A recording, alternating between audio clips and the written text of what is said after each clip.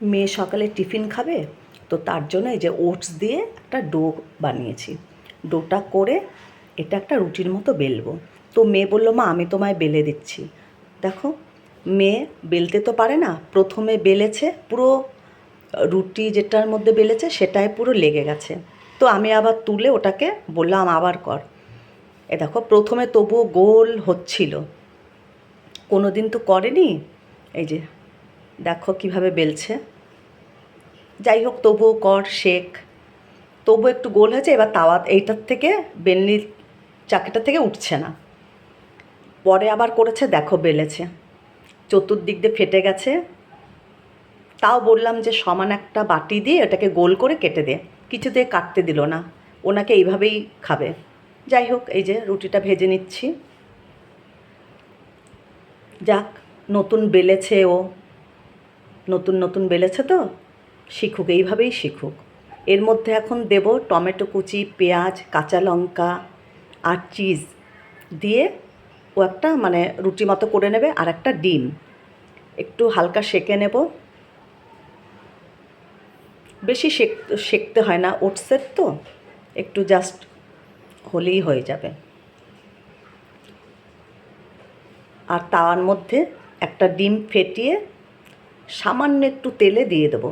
ও আবার তেল ছাড়া খায় এসব। একদম সামান্য একটু তেল দিয়েছি, এই যে ডিমটা দিয়ে দিলাম। এর ওপরে ওটসের রুটিটা বসিয়ে দেবো।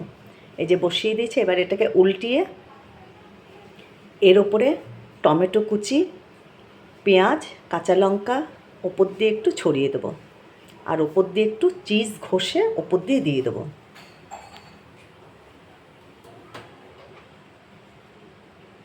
রোজই ওটস তো গুলে গুলে খায়, ফল দিয়ে ভালো লাগে না, আজকে একটু ঝাল ঝাল করে খাবে।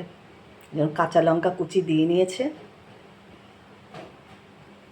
এর ওপরে একটু এবার চিজ ঘষে দেবে। চিজটা দেওয়ার পরে আমি একটু প্লেট দিয়ে ঢেকে রাখবো, তাহলে চিজটা একটু গলে আসবে, ভালো লাগবে। এই যে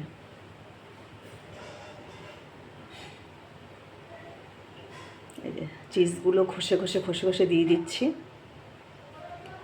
এবার 5 মিনিটও না, 2-3 মিনিট একটু ঢেকে রেখে দেবো। গ্যাসটা অফ করেই ঢেকে রেখে দিলাম, তাতেই হয়ে যাবে। একদম রেডি আমার মেয়ের সকালের টিফিন। এই যে একদম সহজ উপায়ে,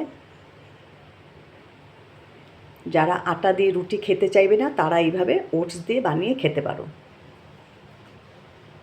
একদম রুটি, একদম রুটি, ওটসের রুটি একদম রেডি।